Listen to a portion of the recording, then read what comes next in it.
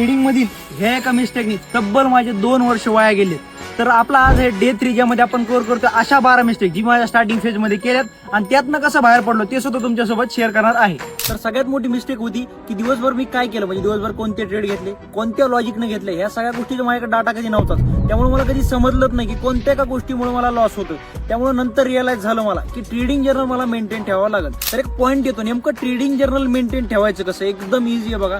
सगळ्यात पहिलं तुम्ही ट्रेड घेतल्यानंतर त्यामध्ये बाय केलं, सेल केलं ते लिहायचं. त्यानंतर क्वांटिटी किती घेतल्या, त्या ट्रेडमध्ये रिस्क किती होतं, किंवा त्यानंतर त्या ट्रेडचं लॉजिक आहे. लॉजिक खूप इम्पॉर्टंट. त्यामध्ये आपण कोणत्या बेसिसवर ट्रेड घेतला, सपोर्ट रेस्टर्सवर घेतला, ब्रेकआउटवर घेतला, रिटेस्टवर घेतला, किंवा एखाद्या इंडिकेटर घेतलं, हे आपल्याला क्लिअर होतं. त्यानंतर इम्पॉर्टंट येते की अशी कोणती मिस्टेक केली त्यामुळे आपल्याला लॉस झाला. ती मिस्टेक सुद्धा आपल्याला समजली तर आपण ती मिस्टेक हळूहळू कमी करू शकतो आणि त्यानंतर एंडिंगला राहतो तुमचा प्रॉफिट लॉस. तर ट्रेडिंग जर्नलला तुम्हाला क्लिअर होऊन जाईल की कोणत्या गोष्टीमुळे तुम्हाला प्रॉफिट होतं आणि कोणत्या गोष्टीमुळे तुम्हाला कंटिन्यू लॉस होते. बघा, ज्या गोष्टीमुळे प्रॉफिट होते ती गोष्ट कंटिन्यू करा आणि ज्या गोष्टीमुळे तुम्हाला लॉसेस दिसतात ती गोष्ट सिम्पली तुम्ही थांबू शकता. हे बेस्ट पार्ट असतो ट्रेडिंग जर्नलचा.